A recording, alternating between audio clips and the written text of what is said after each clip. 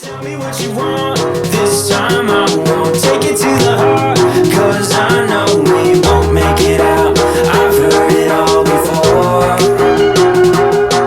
Yeah, tell me what you want. Let me hear that I'm the only one. You know that we won't make it out. We've heard it all before. It's alright. It's alright. Shani Muso, Jamisen, ani makoroba. Ala dangana na unyuma shulkar konala. Anga bi jamkan siglembe teamwork hurikan. No ka je ka bara ɲɔgɔn bolo. A balimakɛ AD de don. U bɛ ne wele ko Dante. Ko bɛ yen bi dɛ, wa ko bɛ yen. An ka taga. Coming in, yeah, flex. I just wanna win, yeah. LABB, who we running with, yeah. 2233, I'm on 10 again, yeah. State your name, big been dope on flame. I just switched the lanes. Teamwork is the collaborative effort of a group. Ko teamwork ye collaboration ni jama ka fara ɲɔgɔn kan ka aw fangaw kɛ kelen ye pour que ka fɛn dɔ achever aw bɛnna fɛn min kan mun y'aw ka objectif ye a kɛcogo ɲuman kɔnɔna la o de ye teamwork kɔrɔ ye donc teamwork ye fɛn ɲumanba de ye sɔn ɲumanba de don ko barikalen de don i ye faamu donc n'i y'a jateminɛ sisan diɲɛ organisation baw ye recherche kɛ organisation tɔgɔ organization and behavior study show that leadership and teamwork is a key to organizational effectiveness. American organisation baro be ko behavior study kɛ ko walasa jama ɲɛmɔgɔ o ni groupe ka taa ɲɛ ko taga ɲɔgɔn foyi a se ka taa ɲɛ cogo si la tant que groupe ma jɛ ka baara kɛ ɲɔgɔn fɛ. An bɛ ère min na bi 21e siècle ko n'an m'o kɛ ka se ka taga ɲɛ. Nin kuma ye tiɲɛ de ye parce que World War I o ni World War II o y'a sɔrɔ ka jɛ ka baara kɛ ɲɔgɔn fɛ coopérativement o kuma matarafa kosɛbɛ. C'est vers les 1920 et les 1930 u nana ye ko f'u ka modèle changer. Ils se sont référés sur les usines parce que n'i ye diɲɛ usine baw la sisan surtout an minnu ye baara kɛ usine kɔnɔ i bɛna ye o de la ko fanga bɛ jama la ni jama bɛnna ka kan kelen fɔ ni bɛɛ jɛra k'a fɔ ko buun foyi man ɲi k'a bɔ. I bɛ baara kɛ baara yɔrɔ mun na ni sardine bɛ dilan yɔrɔ la sisan ou bien ni deodorant bɛ dilan yɔrɔ la sisan ou bien ni pizzeria bɛ dilan yɔrɔ la sisan ou bien ni salati bɛ produit sa usine kɔnɔna la i bɛna ye a bɛ fɔ a ma ko assembly line jama b'i jɔ line min kan mɔgɔ dɔw bɛ yen o bɛ sardine kɛ sardine bɔteli kɔnɔ a bɛ kolonkolon ka na machine b'a datugu mɔgɔ dɔ bɛ boteli kelen ta ka bila carton kɔnɔ dɔ bɛ carton datugu a bɛ se dɔ fɛnɛ ma dɔ bɛ carton ta k'a sigi plaki sanfɛ dɔ fana bɛ tila k'o ta ka taa bila remorque kɔnɔ remorque bolo bɛ na k'a ta ka taa n'a ye i b'a adamadenw ye ka baara kɛ ɲɔgɔn fɛ i b'a fɔ ko golongoloba o yɔrɔ la i b'a dɔn k'a fɔ ko bɛn ka di o yɔrɔ la i b'a dɔn k'a fɔ ko ni jama jɛra ka ko kelen kɛ ɲɔgɔn fɛ ou bien ka ko sugu se kɛ ɲɔgɔn fɛ a laban ye hɛrɛ de ye wa avantage de don usine kɔnɔna bɛ mɔgɔninfin a bɛ ɲuman lase ala ma i b'a dɔn de la k'a fɔ ko ja hadamaden fɛn barikalen ni ala subhanahu wa taala bolo n'aw bɛnna parce que n'aw bɛnna c'est l'harmonie. Dieu aime l'harmonie. Ni kun wuli ka sankolo yɛrɛ lajɛ ka sankolo ka mouvement lajɛ ni harmonie tɛ ala kaba nɔgɔ ye fɛn dabalon ko ye sa donc i b'i dogo mɔgɔw la mais i t'i dogo ala bala dɛ donc hadamaden min tɛ jɛ ka baara kɛ ɲɔgɔn fɛ i ni ala de bɛ kɛlɛ la ala t'i sago k'i ye fo ka diɲɛ wuli donc an ka jɛ ka baara kɛ ɲɔgɔn bolo teamwork ye koba de ye ko belebeleba de don teamwork ye ko belebeleba de ye an minnu bɛ bɔ farafinna ka na nanzara la an bɛ se yan don fɔlɔ min na i bɛna ko fɔlɔ min jateminɛ ko américains bɛnna sariya min kan u bɛnna ka fɛn min lamariya u yɛrɛw kan wa i bɛ don yan depuis avion bɛ jigin JFK la i b'a suit ayi hali ni kunkolo ye larosi sɔrɔ o y'a sɔrɔ an bɛ bɔ jamana min na bɛn tɛ yen karama tɛ yen an tɛ don da kelen fɛ an tɛ bɔ da kelen fɛ a bɛ fan bɛɛ fɛ mais i bɛ don yan don min na jaja molobaliya de don i bɛ don yan dɔrɔn i b'i jɔ na kiyo i ye faamu parce que américain n'u ko mun o de don dɛ parce que o y'a sɔrɔ organisation ni gouvernement que ce soit organisation do ou gouvernement do bɛɛ de bɛnn'o kan a dan tɛ nin ye n'i taara permis tayɔrɔ la Amérique yan mɔgɔ minnu bɛ b'u ɲininka o bɛɛ b'a f'i ɲɛna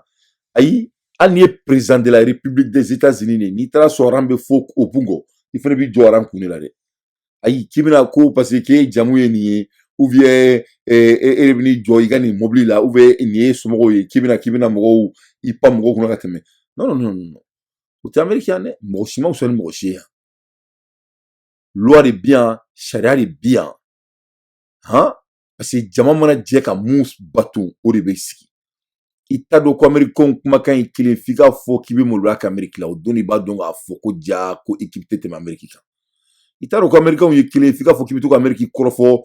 négativement cogo sugu dɔ la Américain ɲɛna ni ala na kira cɛ u bɛ FBI wuli kama k'a fɔ k'i ye terroriste ye u tɛ kulonkɛ ko jamana la donc a bi i bɛna ye k'a fɔ ko ja ni jamanadenw bɛnna ka buru kelen fiyɛ jar'o la u ka avantage don parce que n'i ye calcul wɛrɛ la ye tuguni n'i ye dugu développelenbaw baw la ye tan ni wari bɔra a la u t'an ye social infériorité tɛ yen mais n'i y'a jateminɛ a bɛ i bɛ wari la ye cogo min na sinon hali u ka wari sɔrɔ in n ko bɛn de don bɛn de b'a to u bɛ wari in sɔrɔ bɛɛ de b'a to wari in sɔrɔ parce que n'u ko k'u bɛ mun kɛ ni bɛɛ bɛnna mun kan ko mun bɛ kɛ o de bɛ kɛ donc o bɛ laban bɛ kɛ mun de ye a bɛ sécurité la jamana kɔnɔ ni sécurité nana jamana kɔnɔ investisseurs bɛ caya ni investisseurs cayara jamana économie bɛ bonya mun de b'anw dɛsɛ k'o kɛ n'an bɛnnen don jamana ka pauvreté kun dɔ tɛ dɔwɛrɛ ye dɔrɔn parce que bɛn tɛ yen ni bɛn tɛ jamana kɔnɔ jamana tɛ sécuritaser ni jamana ma sécuritaser parce que bɛn tɛ yen terroristes bɛ créer ten cogo de la n ko terrorisiya yɛrɛ définition ba yɛrɛ n'i y'a lajɛ hakilima la bɛnbaliya de tɛ yan n ko dɔ de bɛ kɛ rébellion ye c'est quelqu'un qui devient rebelle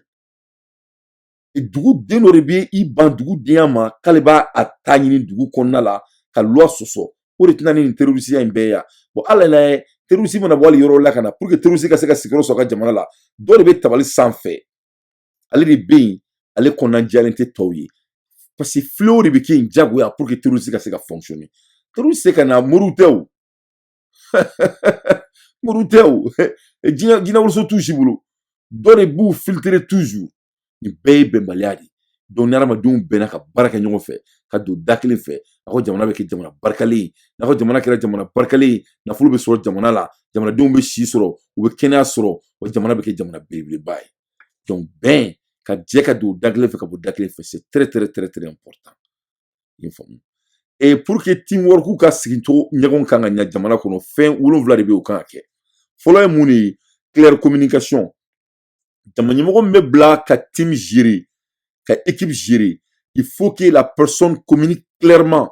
a k'a yira bɛɛ la k'a fɔ ni ne ye nin ye k'a sɛnsɛn i b'a fɔ ko tɛmɛ ayi non nɔgɔ t'a la bɛɛ b'a dɔn mun kan ka kɛ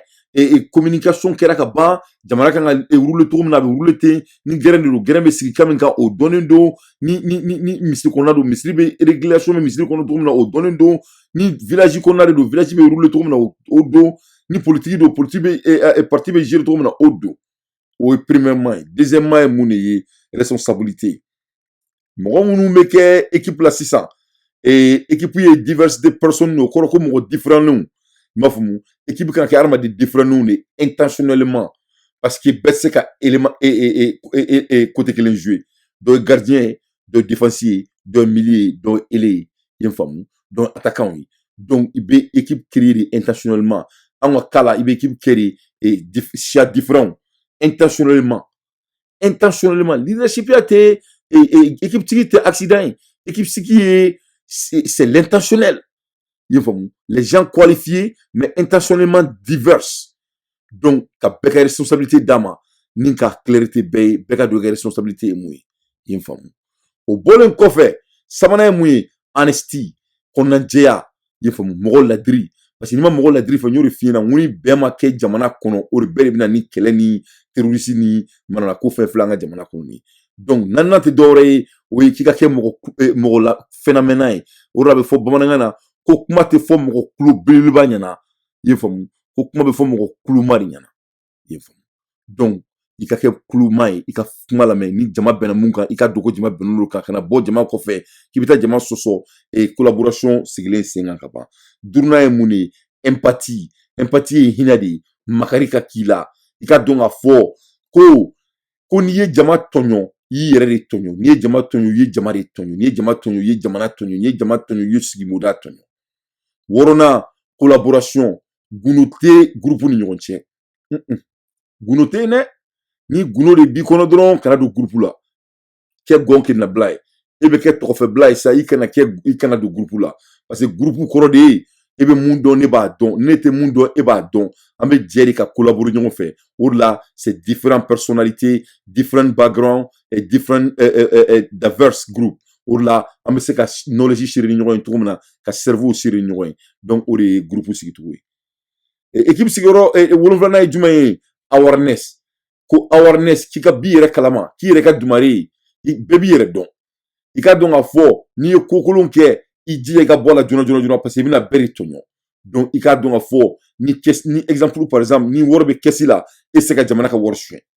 ni wari bɛ kɛsi la e se ka tɔn ka wari suɲɛ i ye faamu ni balontan groupe de ni match bɛ ka kɛ i bɛ jouer de ka i yɛrɛ faga i b'a ko bɛɛ bɛ ka jouer cogo min na i bɛna n'i ka position de sur la table i ye faamu i ka bɔ i yɛrɛ kalama i ka dɔn k'a fɔ i ka contribution c'est valuable donc o ye 7 ye donc ni sɔn 7 ni de bɛ équipe ɲɛnama la i ye faamu donc n'i y'a jateminɛ ni sɔn 7 ni problème ba de b'an ka jamana kɔnɔ n'i y'a lajɛ honesty ka danaya i bɛ mɔgɔw ta an bɛ da mɔgɔw la mais danaya tɛ yen tuguni collaboration tɛ yen tuguni mɔgɔw ka jɛ ka baara kɛ ɲɔgɔn fɛ o tɛ yen tuguni empathie tɛ yen tuguni ka hinɛ ɲɔgɔn na o tɛ yen tuguni donc tiɲɛni kɛra n'i ye nanzaraw jateminɛ sisan olu ka kafiriya bɛɛ n'u bɛnna ka ko min kɛ ɲɔgɔn fɛ ka ko min to ɲɔgɔn ta la u t'a bɔ ɲɔgɔn ta la fo ka diɲɛ olu bɛ jɛ ka objectif la ye ɲɔgɔn fɛ hali n'o y'a sɔrɔ dɔ ka intérêt personnel b'a la u b'a fɔ ko ne tɛna nin kɛ parce que vraiment an ma bɛn nin kan et anw ka jamana lajɛ tellement que culture valeur ba anw na mais anw tɛ se ka bɛn anw bɛ daraka dun ɲɔgɔn fɛ an bɛ tilafɛrɛ dun ɲɔgɔn fɛ tisa kelen kɔnɔ an bɛ surafana dun ɲɔgɔn fɛ tisa kelen kɔnɔ o bɛɛ dabɔra ɲɔgɔn kama de walasa an tin ka don ɲɔgɔn na an migi ka don ɲɔgɔn na mais à la fin de journée i bɛ tila ka duw de ye dudenw tɛ kuma ɲɔgɔn fɛ à la fin de journée mɔgɔ dɔw bɛ kɛ kare kelen kɔnɔ 100 ans u kelen bɛ k'u da tigɛ ɲɔgɔn na à la fin de journée i bɛ jamana kelen ye parti 73 bɛ jamana kelen kɔnɔ o bɛ kɛ cogo jumɛn ni bɛnbaliya tɛ kan kelen diinɛ kelen Mali 18% musulmans hein, ou 95% musulmans hein, dugu kelen hein, jamanaden kelen 73 partis politiques au Mali o bɛ kɛ cogo jumɛn ni bɛnbaliya tɛ i bɛ dogo mɔgɔw la i se k'i dogo ala la o o ye bɛnbaliya de ye o Amérique lajɛ 50 états parti démocratique parti fila de bɛ yan mun reconnu don démocrate et républicain hein, o de ye major parti fila ye parti 10 bɛ yen mɔgɔ yɛrɛ t'olu tɔgɔ dɔn yɛrɛ hein, i ye faamu indépendants ni méritariens mɔgɔ yɛrɛ t'u tɔgɔ dɔn ils sont irrelevants ni Amérique lajɛ Texas ka bon ni Mali ye donc an bɛ se k'an sigi yan ka baro kɛ ka ɲɔgɔn na yɛlɛ i m'a faamu ou bien an bɛ se k'an sigi k'an ka réalité fɔ ɲɔgɔn ye ka dɔn k'a fɔ k'an ka génération on est en train d'observer le Mali très près i m'a faamu donc il est temps que an ka na an ka baara kɛ ɲɔgɔn fɛ an ka jɛ an ka kɛ kelen ye an ka bɔ ni faden sagoya vi na parce que an bɛ yɔrɔ min na sisan hali bi n bɛ ka teliya ye Mali la ko bɛ faden sagoya niveau de la ni mɔgɔ min b'a fɔ i k'a fɔ ni mɔgɔ min t'a fɔ i k'a fɔ o de don a se ka kɛ fosi o tɛ dusu bɛ mɔgɔ kɔnɔ bɛɛ b'a dɔn o de don a ko kɛra i b'a fɔ k'i bɛ ka dessin animé lajɛ a bɛ komi lik i m'a fɔ ma bi dɛ nin bɛ tan n tɛ fɛ ka valeur di groupe kuntan foyi ma parce que n y'o de f'i ɲɛna moi j'ai déjà des problèmes avec 73 partis pourquoi 73 partis un pays qui est aussi a bonyani tɛ tɛmɛ nin kan hein pourquoi o tɛ bɛnbaliya ne da tɛ don bɛnbaliya parti ko kuma fɔlɔ n tɛ fɛ ka parti foyi tɔgɔ fɔ n da la yan n ka suru carte kɔnɔ ka relevance d'i ma nin ye bɛnbaliya tamaseere de si tu es contributeur si tu as du talent et parti 73 kɔrɔ tɛ dɔwɛrɛ ye o parti 73 bɛɛ de ko k'olu de kan ka se ka dugu mara hein donc e nana parti 3 parti 4 min sɔrɔ yen donc olu se ka dugu mara n'olu se ka dugu mara pourquoi e ma fara olu kan ni ma far'u kan o kɔrɔ de ko communication tɛ yen ne y'a f'i ye n ko pour que équipe ka créer a kun fɔlɔ ye communication de ye a filanan k'an ka ɲɔgɔn gundo kun an ka ɲɔgɔn juguw kun an ka ɲɔgɔn différences kun donc depuis yen tiɲɛni ma kɛ yan kelen tɛ fila tɛ saba tɛ tan tɛ mugan tɛ bi naani tɛ bi duuru tɛ bi wolonwula ni saba n ye mun recherche kɛ bi i bɛ sɔrɔ a ka ca n'o yɛrɛ parce que mɔgɔ b'a dɔn ni temps wɛrɛ kirira yanni an ka tila an ka kuma la voilà des problèmes très sérieux dans notre pays souverain n'i y'o lajɛ ka jamana tɔw lajɛ an bɛ parti créer la jamana tɔw bɛ ka usine créer an bɛ ka mankanw wuli ɲɔgɔn da la an yɛrɛ dama ni ɲɔgɔn cɛ an ma tila terroristes la fɔlɔ de dugu tiɲɛnen don avancement foyi tɛ dugu kɔnɔ donc nin bɛɛ ye bɛnbaliya de donc teamwork c'est très très très important pour l'avancement du pays i ye faamu teamwork ye nanzara jɔcogo de anw bɛ bɔ mali la ka na yan i ye faamu i bɛna dɔ de la ko ni sariya sigira sariya bɛ bato de i bɛna dɔ de la ko n'u ko mun ameriki ya ko de don n ka cɛ i bɛna i ka baara fɔlɔ i b'i jɔ de ka baara kɛ foyi tɛ négocier n ka cɛ i bɛ taa baara daminɛ f'i bɛ mun kalama i sen bɛ funu cɛ donc i b'a essayer k'i b'i den k'i b'i sigi dɔrɔn patron b'i yala dɔrɔn a b'i ladon ka bureau kɔnɔ kangari da ye n'a yala tugun dɔrɔn a b'i gɛn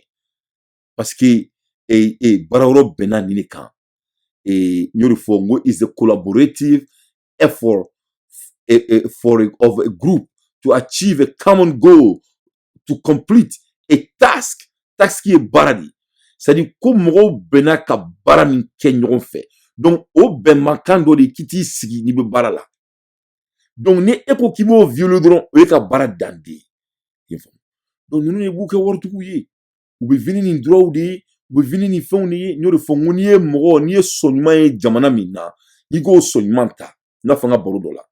n'i ye sɔnkolon ye sɔnkolon tɛ ka taa bila ɲama na an ka ɲamancɛlaw wele u k'a ta ka taga n'a ye ka taa bɔn sunukun na i ye faamu mais n'an ye dugu sɔn ɲumanw ye an k'olu ta donc n ko ameriki ye jamana 50 ye parti belebeleba 2 de bɛ yan n'i y'o fɔ dɔ ɲɛna o b'a fɔ ko mais non mais Dante cɛ ninnu tɛ mɔgɔ se ka afiriki ni ameriki compare ça e k'a lajɛ an ye indépendance ta il y a 60 ans ninnu filɛ nin ye ils sont civilisés il y a plus de 400 ans donc e bɛ fɛ ka fɔ anw ɲɛna de k'an ka 400 ans de makɔnɔ pour que an k'a dɔn ko an fɛnɛ kan ka se ka mɔgɔ n ko dɔ de bɛ sɛgɛn dɔ kɛ mɔgɔ wɛrɛ ka n'o kɛ n ye faamu ne bɛna aventure la de walasa n den ka na kɛ aventurier ye donc e bɛ k'a fɔ ne ɲɛna ko an ye 60 ans kɛ jɔnya la an ye san ba joli kɛ jɔnya la anw bilala ka bɔ jɔnya la an ye nanzaraw ye u ka dugu structure cogo min na an y'a kalan ekɔliw la an nan'u ka dugu la o bɛɛ bɛ k'a fɔ ne ɲɛna ko an ka n'o leçon ta walasa an ka se ka an ka jamana l'avancer an k'an jɔ fɔlɔ ko f'an fɛnɛ ka 400 ans sɔrɔ walasa an ka se ka avancer c'est à dire il est temps que an ka dɔn ka fɔ ko dugu foyi t'an bolo ni Mali tɛ il est temps que an ka dɔn ka fɔ k'anw de ye kelen ye il est temps que an ka dɔn ka fɔ n'an ko an ye silamɛw de ye an ka Alahu subahanahu wa taala kumakan bato n'an ko an ye silamɛ de ye an ka rasulu kumakanw suit an ka datigɛdalaw dabila an ka jɛ an ka parti minnu bɛ yen u ka kɛ mɔgɔ ladiriw ye u ka baara kɛ u ka dɔn ka fɔ ko jamanaden n'u sigi i ye faamu kare kɔnɔnaw la an k'an ka baaraw daminɛ an yɛrɛ ye fitinin b'an bolo an ka jamana matarafa parce que n'i y'a jateminɛ bi tile na afiriki bɛ cogo min na an ka politisiyɛn ninnu ne yɛrɛ ma da la n'u tɛ jeli le min parce que olu n'an kɔrɔ n bɛ ka télé lajɛ Abidjan président y'i kali bɛɛ ɲɛna diɲɛ kɔnɔ ko lui va quitter sa place après son mandat ko ale b'o fanga la o kɔfɛ a ma sigi président la tuguni donc hadamaden y'o de f'i ye n ko honesty ye kɔnɔnajɛya de ye ni mɔgɔ ye nkalon tigɛ siɲɛ kelen o kɔrɔ ko nkalontigɛla don fo ka taa sa donc o ye jamana ɲɛmɔgɔ de ye a b'i jɔ télé la bɛɛ ɲɛna n'i ma dala yɛlɛ sisan i ka YouTube kan ou i ka yɛlɛ Facebook kan i b'a lamɛn i yɛrɛ b'a lamɛn ni ne bɛ ka jamana gérer tout près du Mali frontière de b'a ni ɲɔgɔn cɛ c'est un menteur mais il a menti devant tout le monde explication jumɛn de bɛ nin na an bɛ nin tile de la donc anw denmisɛnninw surtout nous les Maliens f'an ka dɔn k'a fɔ an ka fara ɲɔgɔn kan an ka teamwork pratiquer an yɛrɛ ka niveau la an ka wuli an ka bɔ sunɔgɔ la an ka baara kɛ an yɛrɛ ye fitinin b'an bolo an ka baaraw kɛ an yɛrɛ ye parce que an ka jamana politisiyɛn ninnu jamana min na y a 73 partis e b'i kali ala la mɔgɔ hakilima o jamana bɛ jɔ don jumɛn jamana min y a 73 partis n ko kɔrɔ de ko bɛɛ b'i yɛrɛ ye mɔgɔ si hakili tɛ aw la 73 partis o de tɛ jamana kilancɛ ya parti man ca ni jamanaden ya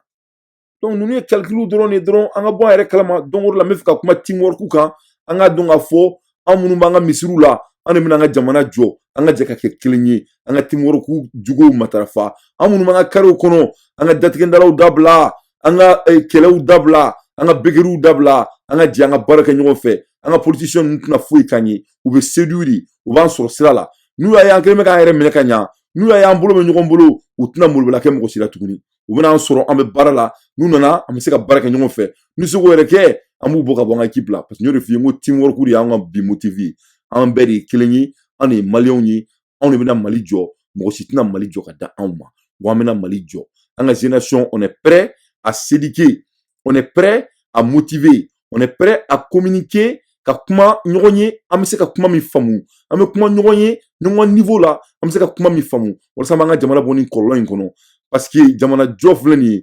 ye i tɛ k'a fɔ k'i b'i sigi ka mɔgɔ makɔnɔ i ye faamu denmisɛnninya t'a la mɔgɔkɔrɔbaya t'a la an bɛ jɛ ka kɛ kelen ye ka kɛ équipe kelen ye quartierw kɔnɔ an bɛ jɛ ka kɛ kelen ye bulondaw la an bɛ jɛ ka kɛ kelen ye misiriw kɔnɔ an bɛ jɛ ka kɛ kelen ye baarayɔrɔw la an ka dɔn k'a fɔ Mali kelen de b'an bɛɛ bolo i bɛ Amérique ye o i bɛ Faransi ye o i bɛ Italie ye o o na ATT ala ka hinɛ la a sara ka to dugu wɛrɛ de la a su nana min a su ma taa Mali la ok o kan ka maliyɛn bɛɛ sɔn hakili la